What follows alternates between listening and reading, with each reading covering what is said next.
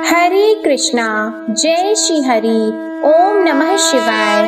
प्रिय भक्तजनों, आज बृहस्पतिवार के दिन आप बृहस्पति देव की बड़ी ही दुर्लभ कथा सुनेंगे। इस कथा को सुनने से भक्तों की सभी मनोकामनाएं भगवान बृहस्पति देव की कृपा से पूर्ण हो जाती हैं। तो आइए बड़ी ही श्रद्धा और प्रसन्न चित्त मन से इस कथा को सुनते हैं। भारतवर्ष में एक प्रतापी और दानी राजा राज्य करता था। वह नित्य गरीबों और ब्राह्मणों की सहायता करता था। यह बात उसकी रानी को अच्छी नहीं लगती थी। वह न ही गरीबों को दान देती, न ही भगवान का पूजन करती थी और राजा को भी दान देने से मना किया करती थी। एक दिन राजा शिकार खेलने वन को गए हुए थे, तो रानी महल में अकेली थी। उसी समय बृहस्पति देव साधु वेश में राजा के महल में भिक्षा लेने के लिए गए और भिक्षा मांगी, तो रानी ने भिक्षा देने से इनकार कर दिया और कहा, हे साधु महाराज, मैं तो दान पुण्य से तंग आ गई हूँ। मेरा पति सारा धन लुटाते रहते हैं। मेरी इच्छा है कि हमारा धन नष्ट हो जाए, फिर न रहेगा बांस, न बजेगी बांसुरी। साधु ने कहा, देवी तुम तो बड़ी विचित्र हो। धन संतान तो सभी चाहते हैं, पुत्र और लक्ष्मी तो पापी के घर भी होने चाहिए। यदि तुम्हारे पास अधिक धन है तो भूखों को भोजन दो, प्यासों के लिए प्याऊ बनवाओ, मुसाफिरों के लिए धर्मशालाएं खुलवाओ। जो निर्धन अपनी कुंवारी कन्याओं का विवाह नहीं कर सकते, उनका विवाह करा दो। ऐसे और कई काम हैं जिनके करने से तुम्हारा यश लोक और परलोक में फैलेगा। परंतु रानी पर उपदेश का कोई प्रभाव नहीं पड़ा। वह बोली, महाराज आप मुझे कुछ न समझाएं, मैं ऐसा धन नहीं चाहती जो हर जगह बांटती फिरूं। साधु ने उत्तर दिया, यदि तुम्हारी ऐसी इच्छा है तो तथास्तु। तुम ऐसा करना कि बृहस्पतिवार को घर लीपकर पीली मिट्टी से अपना सिर धोकर स्नान करना, भट्टी चढ़ाकर कपड़े धोना। ऐसा करने से आपका सारा धन नष्ट हो जाएगा। इतना कहकर वह साधु महाराज वहाँ से आलोक हो गए और साधु के अनुसार कही बातों को पूरा करते हुए रानी को केवल 3 बृहस्पतिवार ही बीते थे कि उसकी समस्त धन संपत्ति नष्ट हो गई। भोजन के लिए राजा का परिवार तरसने लगा। तब एक दिन राजा ने रानी से बोला कि हे रानी, तुम यहीं रहो, मैं दूसरे देश को जाता हूँ, क्योंकि यहाँ पर सभी लोग मुझे जानते हैं, इसलिए मैं कोई छोटा कार्य नहीं कर सकता। ऐसा कहकर राजा परदेश चला गया। वह जंगल से लकड़ी काट कर लाता और शहर में बेचता था। इस तरह वह अपना जीवन व्यतीत करने लगा।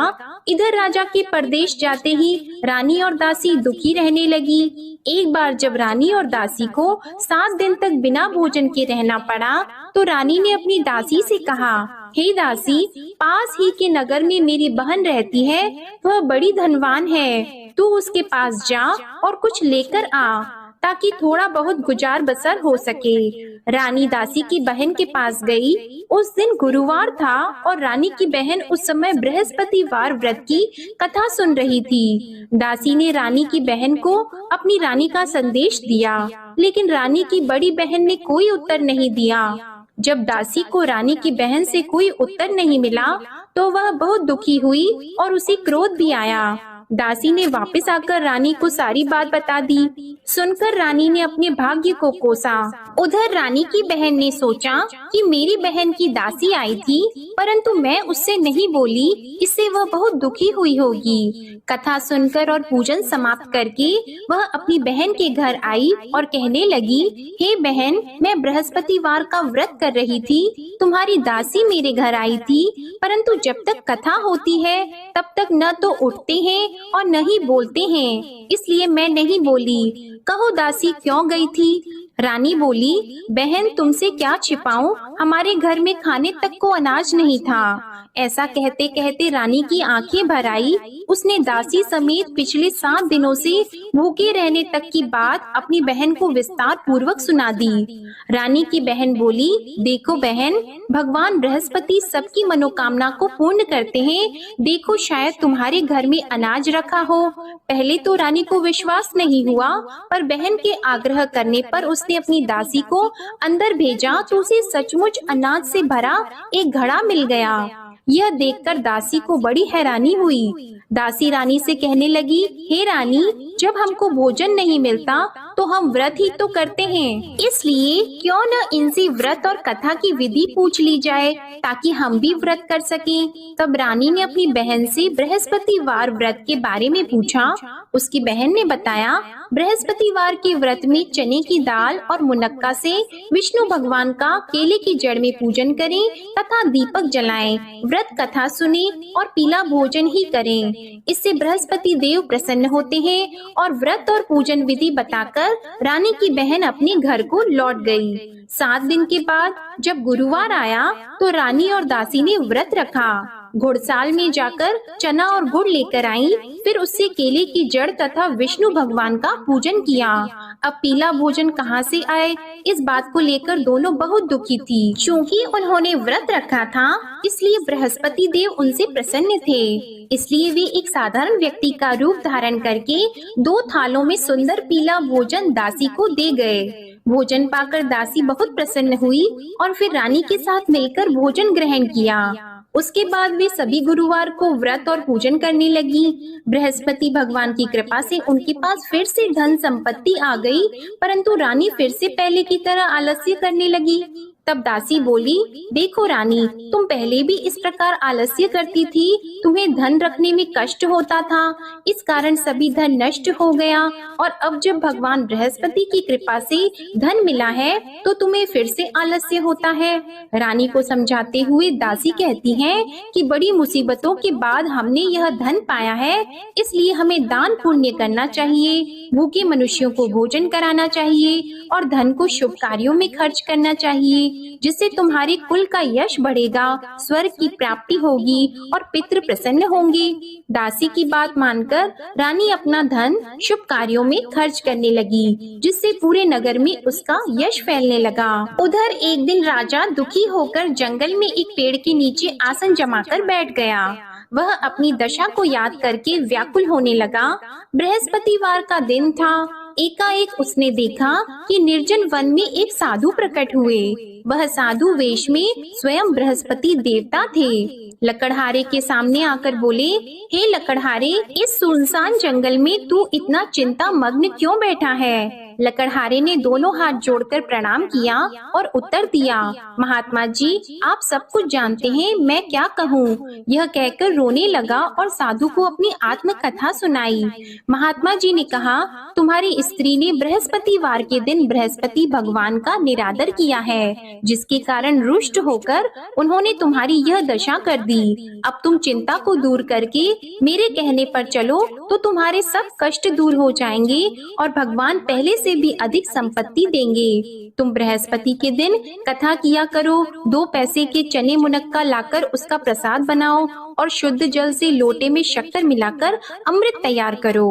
कथा के पश्चात अपने सारे परिवार और सुनने वाले प्रेमियों में अमृत व प्रसाद को बांटकर खुद भी ग्रहण करो। ऐसा करने से भगवान तुम्हारी सब मनोकामनाएं पूरी करेंगे। साधु के ऐसे वचन सुनकर लकड़हारा बोला, हे प्रभु, मुझे लकड़ी बेचकर इतना पैसा नहीं मिलता जिससे भोजन के उपरांत कुछ बचा सकूं। मैंने रात्रि में अपनी स्त्री को व्याकुल देखा है, मेरे पास कुछ भी नहीं जिससे मैं उसकी खबर मंगा सकूं। और फिर मैं बृहस्पति देव की क्या कहानी सुनूं?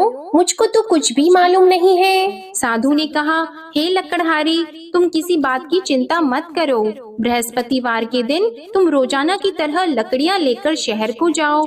तुमको रोज से दुगना धन प्राप्त होगा, जिससे तुम भली भांति भोजन कर लोगे और बृहस्पति देव की पूजा का सामान भी आ जाएगा। बृहस्पति देव की कथा इस प्रकार है, सुनो।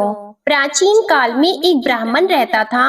वह बहुत निर्धन था। उसकी कोई संतान नहीं थी। उसकी स्त्री बहुत मलिनता के साथ रहती थी। वह स्नान नहीं करती, किसी देवता का पूजन नहीं करती। इससे ब्राह्मण देवता बड़े दुखी थे। बेचारे बहुत कुछ कहते थे, किंतु उसका कुछ परिणाम नहीं निकला।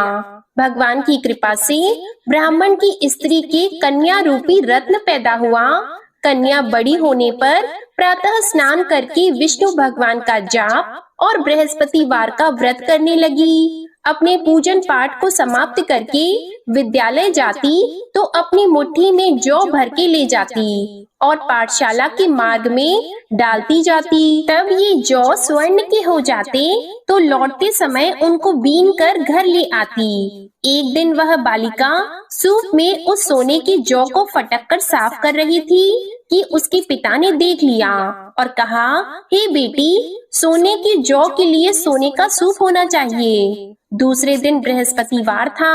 इस कन्या ने व्रत रखा और बृहस्पति देव से प्रार्थना करके कहा, मैंने आपकी पूजा सच्चे मन से की है तो मेरे लिए सोने का सूप दे दो। बृहस्पति देव ने उसकी प्रार्थना स्वीकार कर ली। रोजाना की तरह वह कन्या जौ फैलाती हुई जाने लगी। जब लौटकर जौ बीन रही थी तो बृहस्पति देव की कृपा से सोने का सूप मिला। उसे वह घर ले आई और उसमें जौ साफ करने लगी, परंतु उसकी माँ का वही ढंग रहा। एक दिन की बात है कि वह कन्या सोने के सूप में जौ साफ कर रही थी। उस समय उस शहर का राजपुत्र वहां से होकर निकला। इस कन्या के रूप और कार्य को देखकर मोहित हो गया और अपने घर आकर भोजन और जल त्याग कर उदास होकर लेट गया।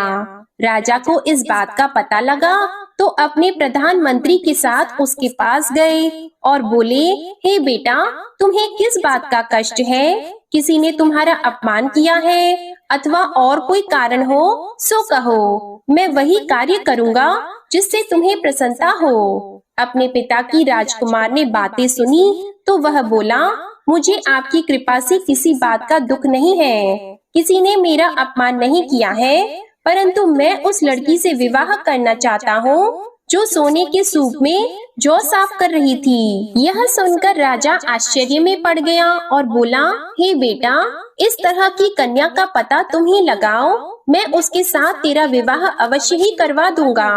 राजकुमार ने उस लड़की के घर का पता बताया। तब मंत्री उस लड़की के घर गए और ब्राह्मण देवता को सभी हाल बताया। ब्राह्मण देवता राजकुमार के साथ अपनी कन्या का विवाह करने के लिए तैयार हो गए तथा विधि विधान के अनुसार ब्राह्मण की कन्या का विवाह राजकुमार के साथ हो गया। कन्या के घर से जाते ही पहले की भांति उस ब्राह्मण देवता के घर में गरीबी का निवास हो गया।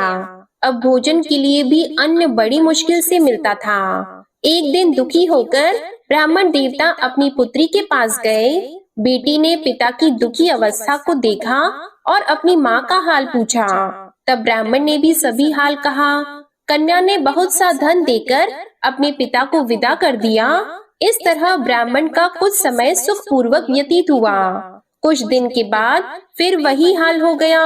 ब्राह्मण फिर अपनी कन्या के यहाँ गया और सारा हाल कहा तो लड़की बोली, हे पिताजी, आप माताजी को यहाँ ले आओ, मैं उन्हें विधि बता दूंगी जिससे उनकी गरीबी दूर हो जाए। वह ब्राह्मण देवता अपनी स्त्री को साथ लेकर पहुँचे तो अपनी माँ को समझाने लगी कि हे माँ, तुम प्रातः काल प्रथम स्नान आदि करके विष्णु भगवान का पूजन करो तो सब दरिद्रता दूर हो जाएगी। परंतु उसकी माँ ने एक भी बात नहीं मानी और प्रातः काल उठकर अपनी पुत्री के बच्चों की जूठन को खा लिया। इससे उसकी पुत्री को भी बहुत गुस्सा आया। उसने एक रात को एक कोठरी से सारा सामान निकाल दिया और अपनी माँ को उसमें बंद कर दिया। प्रातः उसमें से उसे निकाला तो स्नान आदि करा के पूजा पाठ करवाया तो उसकी माँ की बुद्धि ठीक हो गई। इसके बाद वह नियम से पूजा पाठ करती और प्रत्येक बृहस्पतिवार को व्रत रखने लगी। इस व्रत के प्रभाव से उसकी माता और पिता बहुत ही धनवान और पुत्रवान हो गए और बृहस्पति देवता के प्रभाव से इस लोक के सुख को भोगकर अंत में स्वर्ग को प्राप्त हुए। इस तरह कहानी कहकर साधु देवता वहाँ से अंतर्ध्यान हो गए। धीरे धीरे समय व्यतीत होने पर फिर वही बृहस्पतिवार का दिन आया। लकड़हारा जंगल से लकड़ी काटकर किसी शहर में बेचने गया। उसे उस दिन और दिन से अधिक पैसा मिला। राजा ने चना गुड़ आदि लाकर गुरुवार का व्रत किया। उस दिन से उसके सभी क्लेश दूर हो गए।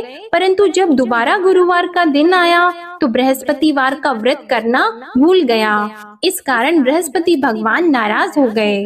उस दिन उस नगर के राजा ने विशाल यज्ञ का आयोजन किया था तथा शहर में ये घोषणा करा दी कि कोई भी मनुष्य अपने घर में भोजन न बनवाए, न आग जलाए। समस्त जनता मेरे यहाँ भोजन करने आए। इस आज्ञा को जो न मानेगा उसे फांसी की सजा दी जाएगी। इस तरह की घोषणा संपूर्ण नगर में करवा दी गई। राजा की आज्ञा के अनुसार शहर के सभी लोग भोजन करने गए, लेकिन लकड़हारा कुछ देर से पहुंचा, इसलिए राजा उसको अपने साथ घर लेके गए और ले जाकर भोजन करा रहे थे तो रानी की दृष्टि उस खूंटी पर पड़ी जिस पर उसका हार लटका हुआ था। वह वहाँ पर दिखाई नहीं दिया। रानी ने निश्चय किया कि मेरा हार इस मनुष्य ने चुरा लिया है। उसी समय सिपाहियों को बुलाकर उसको कारागार में डलवा दिया। जब लकड़हारा कारागार में पड़ गया और बहुत दुखी होकर विचार करने लगा कि न जाने कौन से पूर्व जन्म के कर्म से मुझे यह दुख प्राप्त हुआ है, और उसी साधु को याद करने लगा जो कि जंगल में मिला था। उसी समय तत्काल बृहस्पति देव साधु के रूप में प्रकट हुए और उसकी दशा को देखकर कहने लगे, अरे मूर्ख, तूने बृहस्पति देव की कथा नहीं करी, इस कारण तुझे दुख प्राप्त हुआ है। अब चिंता मत कर, बृहस्पतिवार के दिन कारागार के दरवाजे पर 4 पैसे पड़े मिलेंगे, उनसे तू बृहस्पति देव की पूजा करना, तेरे सभी कष्ट दूर हो जाएंगे। बृहस्पतिवार के दिन उसे 4 पैसे मिले। लकड़हारे ने कथा कही। उसी रात्रि को बृहस्पति देव ने उस नगर के राजा को स्वप्न में कहा, हे राजा, तुमने जिस आदमी को कारागार में बंद कर दिया है वह निर्दोष है, वह राजा है, उसे छोड़ देना। रानी का हार उसी खूंटी पर लटका है, अगर तू ऐसा नहीं करेगा तो मैं तेरे राज्य को नष्ट कर दूंगा। इस तरह रात्रि के स्वप्न को देखकर राजा प्रातः काल उठा और खूंटी पर हार देखकर लकड़हारे को बुलाकर क्षमा मांगी और लकड़हारे को योग्य सुंदर वस्त्र आभूषण देकर विदा कर दिया। बृहस्पति देव की आज्ञा के अनुसार लकड़हारा अपने नगर को चल दिया। राजा जब अपने नगर के निकट पहुंचा तो उसे बड़ा आश्चर्य हुआ। नगर में पहले से अधिक बाग, तालाब, कुएं तथा बहुत सी धर्मशाला, मंदिर आदि बन गई हैं। राजा ने पूछा, यह किसका बाग और धर्मशाला है? तब नगर के सब लोग कहने लगे, यह सब रानी और बंदी के हैं। तो राजा को आश्चर्य हुआ और गुस्सा भी आया। जब रानी ने यह खबर सुनी कि राजा आ रहे हैं तो उन्होंने दासी से कहा, हे दासी, देख राजा हमको कितनी बुरी हालत में छोड़ गए थे, हमारी ऐसी हालत देखकर वह लौट न जाएं, इसलिए तू दरवाजे पर खड़ी हो जा। आज्ञा के अनुसार दासी दरवाजे पर खड़ी हो गई। राजा आए तो उन्हें अपने साथ लेकर आई। तब राजा ने क्रोध करके अपनी रानी से पूछा कि यह धन तुम्हें कैसे प्राप्त हुआ है? तब उन्होंने कहा, हमें यह सब धन बृहस्पति देव के इस व्रत के प्रभाव से प्राप्त हुआ है। राजा ने निश्चय किया कि 7 रोज बाद तो सभी बृहस्पति देव का पूजन करते हैं, परंतु मैं प्रतिदिन दिन में 3 बार कहानी और रोज व्रत किया करूंगा। अब हर समय राजा के दुपट्टे में चने की दाल बंदी रहती और दिन में 3 बार कहानी कहते। एक रोज राजा ने विचार किया कि चलो अपनी बहन के यहाँ हो आवे। इस तरह निश्चय करके राजा घोड़े पर सवार होकर अपनी बहन के यहाँ को चलने लगा। मार्ग में उसने देखा कि कुछ आदमी एक मुर्दे को लिए जा रहे हैं। उन्हें रोककर राजा कहने लगा, अरे भाइयों, मेरी बृहस्पति देव की कथा सुन लो। वे बोले, लो हमारा तो आदमी मर गया है, इसको अपनी कथा की पड़ी है। परंतु कुछ आदमी बोले, अच्छा कहो, हम तुम्हारी कथा भी सुनेंगे। राजा ने दाल निकाली और जब कथा आधी हुई थी कि मुर्दा हिलने लग गया, और जब कथा समाप्त हो गई तो राम राम करके मनुष्य उठकर खड़ा हो गया।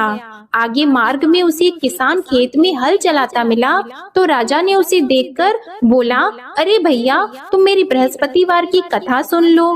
किसान बोला, जब तक मैं तेरी कथा सुनूंगा तब तक 4 हरैया जोत लूंगा, जा अपनी कथा किसी और को सुनाना। इस तरह राजा आगे चलने लगा। राजा के हटते ही बैल पछाड़ खाकर गिर गए और किसान के पेट में बड़ी जोर का दर्द होने लगा। उस समय उसकी माँ रोटी लेकर आई और उसने जब यह देखा तो अपने पुत्र से सब हाल पूछा और बेटे ने सभी हाल कह दिया। तो बुढ़िया दौड़ी दौड़ी उस घुड़सवार के पास गई और उससे बोली कि मैं तेरी कथा सुनूंगी, तू अपनी कथा मेरे खेत पर चलकर ही कहना। राजा ने बुढ़िया के खेत पर जाकर कथा कही, जिसके सुनते ही वह बैल उठकर खड़े हुए तथा किसान के पेट का दर्द भी बंद हो गया। राजा अपनी बहन के घर पहुंचा। बहन ने भाई की खूब मेहमानी की। दूसरे रोज प्रातः काल राजा जगा तो वह देखने लगा कि सब लोग भोजन कर रहे हैं। राजा ने अपनी बहन से कहा, ऐसा कोई मनुष्य है जिसने भोजन नहीं किया हो? मेरे बृहस्पतिवार की कथा सुन ले। बहन बोली, हे भैया, यह देश ऐसा है कि पहले यहाँ लोग भोजन करते हैं, बाद में अन्य काम करते हैं। अगर कोई पड़ोस में हो तो देख आऊं। वह ऐसा कहकर देखने चली गई, परंतु उसे कोई ऐसा व्यक्ति नहीं मिला जिसने भोजन न किया हो। अतः वह एक कुम्हार के घर गई जिसका लड़का बीमार था। उसे मालूम हुआ कि उनके यहाँ 3 रोज से किसी ने भोजन नहीं किया है। रानी ने अपने भाई की कथा सुनने के लिए कुम्हार से कहा। वह तैयार हो गया। राजा ने जाकर बृहस्पतिवार की कथा कही, जिसको सुनकर उसका लड़का ठीक हो गया। अब तो राजा की प्रशंसा होने लगी। एक रोज राजा ने अपनी बहन से कहा कि हे बहन, हम अपने घर को जाएंगे, तुम भी तैयार हो जाओ। राजा की बहन ने अपनी सास से कहा तो सास ने कहा, हाँ चली जा, परंतु अपने लड़कों को मत ले जाना, क्योंकि तेरे भाई की कोई औलाद नहीं है। बहन ने अपने भैया से कहा, हे भैया, मैं तो चलूंगी पर कोई बालक नहीं चलेगा। तो राजा बोला, जब कोई बालक नहीं चलेगा तब तुम ही क्या करोगी? बड़े दुखी मन से राजा अपने नगर को लौट आया। राजा ने अपनी रानी से कहा, हम निर्वंशी हैं, हमारा मुंह देखने का धर्म नहीं है और कुछ भोजन आदि नहीं किया है। रानी बोली, हे प्रभु, बृहस्पति देव ने हमें सब कुछ दिया है, वह हमें औलाद अवश्य देंगे। उसी रात को बृहस्पति देव ने राजा से स्वप्न में कहा, हे राजा उठो, सभी सोच त्याग दो, तेरी रानी गर्भ से है। राजा को यह बात सुनकर बड़ी खुशी हुई। 9वें महीने में उसके गर्भ से एक सुंदर पुत्र पैदा हुआ। तब राजा बोला, हे रानी, स्त्री बिना भोजन के रह सकती है, पर बिना कहे नहीं रह सकती। जब मेरी बहन आएगी तुम उससे कुछ मत कहना। रानी ने सुनकर हाँ कर दिया। जब राजा की बहन ने यह शुभ समाचार सुना तो वह बहुत खुश हुई और बधाई लेकर अपने भाई के यहाँ आई। तभी रानी ने कहा, घोड़ा चढ़कर तो नहीं आई है, गधा चढ़कर आई है। राजा की बहन बोली, भाभी, मैं इस प्रकार न कहती तो तुम्हें औलाद कैसे मिलती? बृहस्पति देव ऐसे ही हैं, जैसी जिसके मन में कामनाएं हैं सभी को पूर्ण करते हैं। जो सद्भावना पूर्वक बृहस्पतिवार का व्रत करता है एवं कथा पढ़ता है अथवा सुनता है, दूसरों को सुनाता है, बृहस्पति देव उनकी सभी मनोकामनाएं पूर्ण करते हैं। बृहस्पति देव उनकी सदैव रक्षा करते हैं। जो संसार में सद्भावना और सच्चे हृदय से बृहस्पति देव का पूजन करते हैं, उनकी सभी मनोकामनाएं उसी प्रकार पूर्ण होती हैं, जैसे राजा और रानी ने बृहस्पति देव की कथा का गुणगान किया। उनकी सभी इच्छाएं बृहस्पति देव ने पूर्ण की। मनुष्य को हृदय से उनका मनन करते हुए जयकारा करना चाहिए। तो प्रेम से बोलिए, बृहस्पति देव की जय, विष्णु भगवान की जय, समस्त देवी देवताओं की जय। अब आप भगवान बृहस्पति देव की आरती श्रवण कीजिए। ओम जय बृहस्पति देवा, ओम जय बृहस्पति देवा, छिन्न छिन्न भोग लगाओ, कदली फल मेवा।